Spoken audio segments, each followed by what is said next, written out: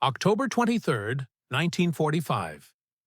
The autumn wind carries the scent of disinfectant and salt air through the shattered windows of the Yokosuka Naval Hospital, 40 miles south of Tokyo. The war has been over for 73 days. Inside Ward 7, a young, Japanese nurse named Watanabe Kimiko stands frozen, her hands trembling as she grips a steel tray of bandages. Before her, an American medic with rolled-up sleeves gestures toward a row of wounded Japanese soldiers, his voice calm, incomprehensible in English, but his meaning devastatingly clear. He wants her to work, beside him, on her own countrymen. The tray rattles in her hands. Everything she was taught about the American devils, everything she believed about honor and conquest, and the divine destiny of the empire, converges in this single moment of confusion. The medic smiles, not with triumph, but with something she cannot name. He extends his hand, not to strike, but to guide. And in that gesture, an entire ideology begins to crumble, like the burned cities beyond these walls. For 4 years, the nurses of Japan had been soldiers of a different kind. They served not on battlefields, but in the sterile corridors of military hospitals, naval infirmaries, and makeshift aid stations across the shrinking empire. They were daughters of Bushido, trained to see suffering through the lens of sacrifice, to honor death over surrender, to believe that care itself was a form of warfare. The Japanese Military Nursing Corps, formalized in 1937, had grown to over 35,000 women by 1945. They were not merely healers, they were ideological instruments, trained at institutions like the Japanese Red Cross nursing schools and the Army Nursing Academy in Tokyo, where technical skill was inseparable from spiritual indoctrination. They memorized the imperial rescript to soldiers and sailors. They practiced administering morphine while reciting passages about loyalty unto death. They learned that to care for a soldier was to preserve the emperor's living spirit, and that Americans, when they came, would defile everything sacred. The propaganda had been relentless and specific. Broadcasts from Radio Tokyo warned that American soldiers were barbaric, that they raped women as policy, that they desecrated the bodies of the wounded, that they laughed at suffering. Instructional. Films shown in nursing schools depicted American medics as sadists who experimented on prisoners, who withheld treatment based on racial hierarchy, who saw Japanese lives as less than human. In the final months of the war, as the home islands braced for invasion, nurses received cyanide capsules and instructions on how to destroy medical records and, if necessary, themselves. Surrender was not a vocabulary word. Collaboration was treason. The very concept of working alongside the enemy was a philosophical impossibility, a betrayal not just of nation, but of the cosmic order that placed the emperor at the center of the universe. And yet, here in October 1945, the impossible was being mandated by necessity. Japan's medical infrastructure was in ruins. Hospitals had been firebombed in Tokyo, Osaka, Nagoya, Kobe. Supplies were non-existent. Doctors were dead, imprisoned, or had fled. The wounded numbered in the hundreds of thousands, not just soldiers, but civilians burned by incendiaries, crushed in collapsed buildings, starving in the wreckage of cities.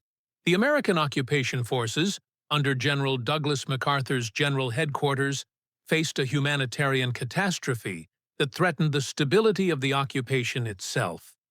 Disease was rampant. Typhus, dysentery, tuberculosis spread through the rubble. The Americans needed the Japanese medical staff to function, and they needed them immediately. But the American Military Medical Corps brought with them something the Japanese nurses had never encountered: a philosophy of care that transcended ideology. The United States Army Medical Department operated under protocols established during the war, but rooted in principles that predated the conflict. The Geneva Convention of 1929, which Japan had signed but never ratified, required that medical personnel treat wounded enemy soldiers with the same diligence as their own. American medics had practiced this in North Africa, in Italy, in France, in the Pacific Islands.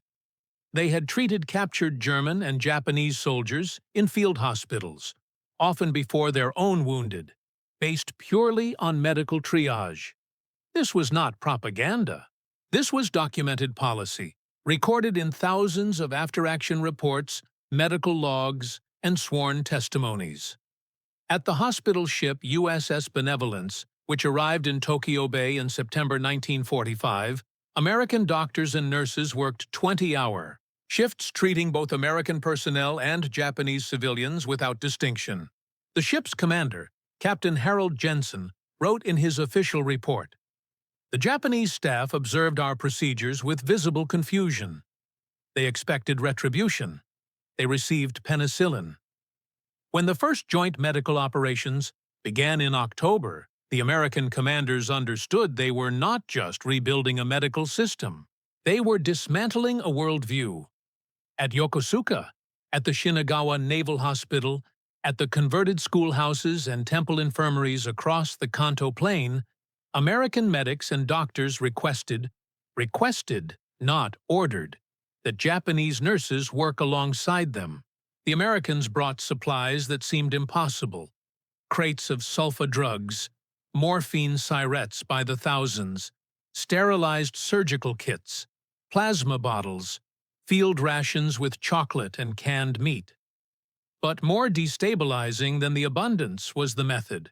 American medical officers demonstrated procedures and then stepped back, allowing Japanese nurses to perform them. They asked questions instead of issuing commands.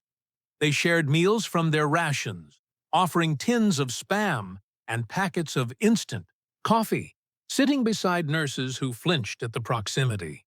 Nurse Watanabe, whose account was recorded in 1952 for the Japanese Nursing History Project, described her first day in the joint ward. She had been assigned to Ward 7 at Yokosuka after 2 years serving in a naval hospital in Kure, where she had seen boys die of gangrene because there were no antibiotics, where she had held soldiers as they screamed through amputations performed without anesthesia. She expected the Americans to be cold, mechanical, efficient perhaps, but cruel in their efficiency. Instead, she found chaos. The American medic, a corporal from Ohio named Robert Henderson, worked with frantic energy but stopped constantly to check on patients, to adjust a pillow, to wipe sweat from a wounded sailor's forehead. He sang while he worked, not military songs, but something tuneless and oddly gentle. When he approached her, he did not command. He showed her a wounded Japanese soldier, a boy perhaps 19 years old with a shrapnel wound in his abdomen, and he demonstrated how to change the dressing using the new gauze pads and antiseptic powder. Then he handed her the materials and watched as she repeated the process. When she finished, he nodded and said something in English. She did not understand the words, but she understood the tone. It was approval. Not the approval of a superior to a subordinate, but of one professional to another. The trembling did not stop immediately. For weeks, the Japanese nurses moved through the wards with rigid shoulders and averted eyes, performing their tasks with precision but without comprehension. They could not reconcile what they witnessed. The Americans treated Japanese soldiers with the same intensity they applied to their own wounded. They used the same medicines, the same techniques, the same hurried gentleness. There was no hierarchy of suffering. A burned civilian from Yokohama received the same plasma transfusion as a Marine with a combat wound. A Japanese naval officer, captured on Iwo Jima and suffering from malnutrition and infected leg wounds, was given a bed beside an American sailor recovering from appendicitis. The nurses watched as American doctors performed surgery on Japanese patients, extracting bullets, repairing shattered bones, saving lives that, by all logic of the war they had just fought, should have been expendable. But it was not just the medical care. It was the small, inexplicable acts. The American nurses, women from places called Iowa and Georgia and California, brought extra blankets to Japanese patients who shivered in the autumn cold. They learned to say simple phrases in Japanese. Itami wa arimasu ka?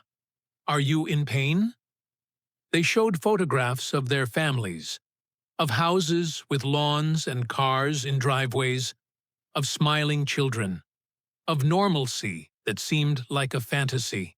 They offered cigarettes, real American cigarettes, to Japanese soldiers who had been smoking dried leaves and tree bark for months. One Army nurse, Lieutenant Dorothy Chen, a Chinese-American from San Francisco, spent her off-duty hours teaching Japanese nurses basic English medical terminology, writing words on scraps of paper, drawing diagrams, laughing when pronunciation went wrong. There was no anger in her, no vengeance, despite the fact that her cousins had died in Japanese internment camps in China. The Japanese nurses began to ask questions, carefully, in whispered conversations during night shifts, when the American officers were asleep in their quarters. Why did the Americans care? Why did they not let the wounded Japanese die? Why did they waste their precious medicines on the enemy? The answers came slowly, not through words, but through observation. The Americans did not see enemies in the hospital beds. They saw patients. This distinction, so simple in language, was revolutionary in practice. It implied a separation between the soldier and the war, between the individual and the state, between the person and the ideology. It suggested that a human being possessed value independent of his utility to the nation, that suffering demanded response regardless of the sufferer's uniform or flag. This was not a concept encoded in the Japanese military medical system, where treatment priority was determined by rank and future combat readiness, where the incurably wounded were given poison instead of morphine to free up beds and supplies. One object became the symbol of this ideological chasm: the American field ration. The small cardboard boxes, marked with U.S. Army and filled with canned meat, crackers, chocolate bars, powdered lemonade, and cigarettes, appeared everywhere in the hospitals. The Americans opened them casually, ate what they wanted, and offered the rest to anyone nearby. To the Japanese nurses, who had been rationed to bowls of thin rice gruel and pickled radish, the abundance was surreal. But more than the quantity, it was the casualness. The Americans did not hoard. They did not calculate. They shared without ceremony, as if food were infinite, as if deprivation were a solvable problem rather than a permanent condition. Nurse Yamada Sachiko, in her oral history recorded in 1968, described watching an American medic give an entire case of rations to a group of Japanese civilian refugees who had wandered into the hospital grounds. He did not report it to his superiors. He did not ask for compensation. He simply handed over the box and walked away. I thought he would be punished, she recalled. But nothing happened. It was as if generosity required no justification. The rations became a currency of transformation. Japanese nurses began to eat with American staff in the makeshift mess halls, sitting at long tables, navigating the strange tastes of Spam and canned peaches. They learned that the Americans complained about their food constantly, a behavior that seemed absurd given the quality and quantity. They observed that rank among the Americans was more fluid than in the Japanese system, that privates argued with sergeants, that nurses contradicted doctors, that disagreement did not equal dishonor. They saw American soldiers read letters from home and cry openly, without shame, expressing homesickness and fear and longing in ways that Japanese military culture had forbidden. The emotional honesty was destabilizing. It suggested that strength did not require the suppression of feeling, that vulnerability was not weakness, that one could be a soldier and still be wholly human. By December 1945, the trembling had stopped. The joint wards functioned with increasing efficiency. Japanese nurses worked alongside American medics in surgery, in triage, in rehabilitation therapy. They learned new techniques, blood typing and transfusion protocols, the use of penicillin for infection, the treatment of burns with saline baths and sulfa cream. They taught the Americans in return Japanese massage techniques for pain management, herbal preparations for nausea, organizational systems for managing supplies in scarcity. A mutual respect emerged, built not on ideology, but on competence. The Americans recognized that the Japanese nurses were skilled, disciplined, and dedicated. The Japanese nurses recognized that the Americans were not devils but professionals, often younger than themselves, often scared, often improvising solutions to impossible problems. But the transformation went deeper than professional respect. It touched the foundational myths that had sustained Japanese military culture. The narrative of American barbarism collapsed under the weight of evidence.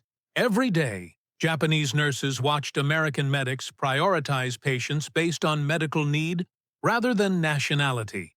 They saw American doctors fight to save Japanese lives with the same intensity they applied to their own. They witnessed American nurses comfort dying Japanese soldiers, holding their hands, speaking soft words in halting Japanese, providing the dignity of presence in the final moments. These were not isolated incidents. They were standard procedure.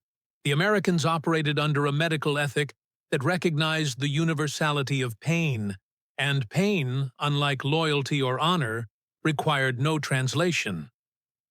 Historical records document the scale of this quiet revolution.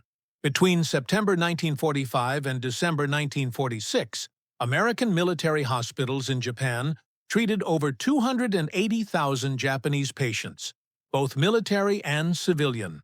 The mortality rate in American-administered facilities was 40% lower than in Japanese-run hospitals, primarily due to the availability of antibiotics and modern surgical techniques. Testimonies from Japanese medical staff, collected by occupation authorities and later by Japanese historians, consistently emphasize the shock of humane treatment. Dr. Nakamura Hiroshi, chief medical officer at the Shinagawa Naval Hospital, wrote in his 1947 report to the Japanese Ministry of Health, "We expected punishment. We received partnership. The American medical approach was not merely technical superiority. It was a philosophical statement that healing supersedes hatred." The nurses carried this realization beyond the hospital walls. In the devastated cities, where millions struggled with hunger and displacement, the former military nurses became bridges between the occupation forces and the Japanese population. They translated not just language but culture, explaining American intentions, advocating for resources, organizing clinics in the rubble. The American Medical Corps relied on them increasingly, recognizing that reconstruction required Japanese agency, that imposed solutions would fail, that trust had to be earned through collaboration. The nurses, in turn, became advocates for change within Japanese society. They pushed for the professionalization of nursing, for the separation of medical care from military ideology, for the recognition of individual rights in healthcare.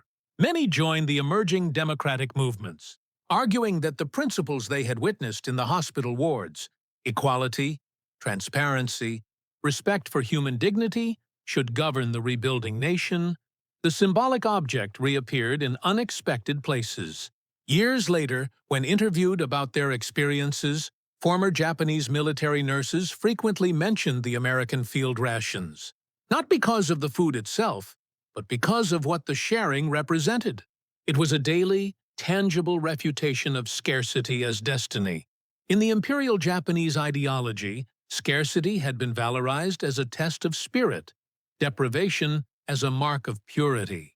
The Americans, with their casual abundance, suggested an alternative, that prosperity was achievable, that suffering was not inevitable, that systems could be designed to produce enough for everyone. This was perhaps the most subversive lesson. It implied that the wartime sacrifices, the hunger, the death, were not necessary expressions of national spirit, but failures of governance. It suggested that there was a different way to organize society, one where a nurse did not have to choose between patriotism and compassion, where healing the enemy was not treason but duty. The transformation was not universal or immediate. Some Japanese nurses never reconciled their wartime beliefs with their post-war experiences. Some retreated into silence, refusing to speak of the joint wards, clinging to the old narratives as shields against the cognitive dissonance.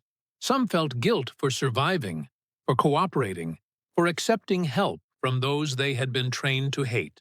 But for many, the experience in the American-administered hospitals became a founding myth of their post-war identity. It was the moment when ideology fractured and humanity emerged from the wreckage.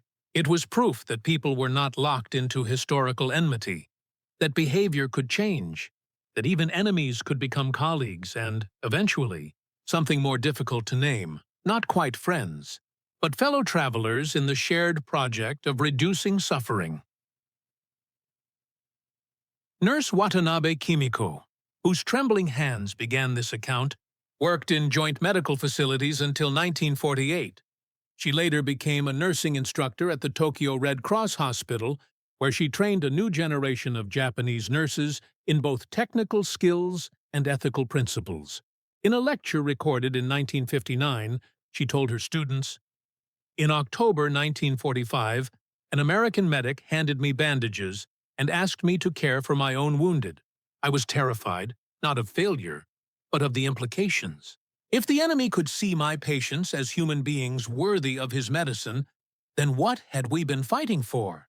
That question haunted me for years. Eventually, I found an answer. We had been fighting for an idea of the nation that required us to stop seeing clearly. The Americans, whatever their other flaws, returned our vision. They showed us that care is not loyalty, and healing is not weakness. They showed us that the opposite of war is not peace, but the daily, unglamorous work of treating wounds, sharing food, and recognizing the person beneath the uniform. That lesson, more than any treaty or constitution, ended the war for me." The American medics and nurses returned home, most carrying their own unspoken wounds, their own struggles to reconcile the violence they had witnessed with the lives they tried to rebuild.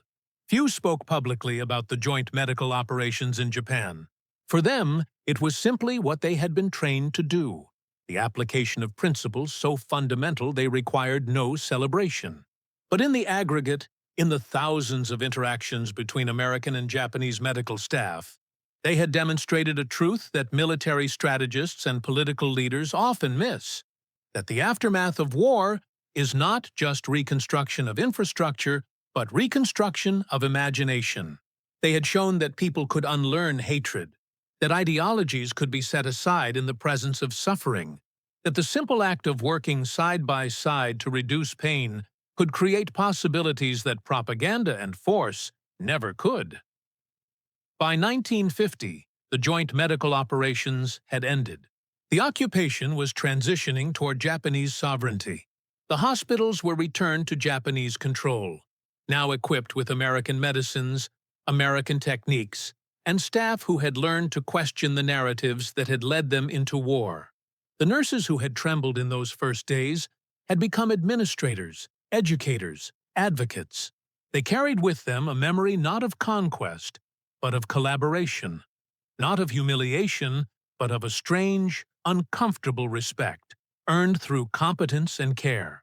They had learned that the enemy was not a category, but a circumstance, that soldiers were also sons and lovers and frightened boys, that pain was the great equalizer, reducing all ideologies to the simple biological fact of wounded flesh requiring attention. The legacy of those months remains embedded in the institutions they built. The post-war Japanese nursing system, reformed under American guidance, but implemented by Japanese professionals like Watanabe and Yamada, incorporated the principles they had witnessed: patient-centered care, professional autonomy, ethical standards that prioritize the individual over the state. The Japanese Red Cross nursing schools revised their curricula, removing the militaristic indoctrination, emphasizing international humanitarian law, teaching that a nurse's first allegiance was to the patient, regardless of politics or nationality. These were not imposed reforms. They were advocated for by the nurses themselves, women who had seen an alternative and chose to bring it home. In the rubble of Yokosuka, in the converted schoolhouses and temple infirmaries across Japan, something quietly profound had occurred. Not a miracle, not a redemption, but a demonstration that the human capacity for empathy could survive even the most intense ideological conditioning. That people were not merely products of their propaganda, that when given the opportunity and the example, they could choose a different path. The American soldiers who let Japanese nurses treat the wounded together did not see themselves as heroes or liberators. They saw patients who needed care and available hands to provide it. But in that pragmatic decision, in that extension of trust, they had performed a kind of surgery more delicate than any operation. The careful extraction of ideology from identity, allowing the person to remain when the soldier was no longer needed. October 23, 1945. The autumn wind still carries the scent of disinfectant and salt air through the windows of Yokosuka Naval Hospital, but the trembling has stopped. In Ward 7, a Japanese nurse adjusts an intravenous line, checks a pulse, makes a notation in a chart. Beside her, an American medic prepares a morphine injection, his movements practiced and unhurried. They do not speak the same language. They fought on opposite sides of a war that killed millions, but their hands move in unison, performing the ancient essential work of healing, and, in that shared motion, a different future becomes possible. Not certain, not guaranteed, but possible. And possibility, in the ashes of 1945, was its own form of abundance, more precious than any field ration, more powerful than any ideology, more durable than any peace treaty signed by generals and diplomats who had never held a wounded stranger's hand and felt the pulse of common humanity beating beneath the skin.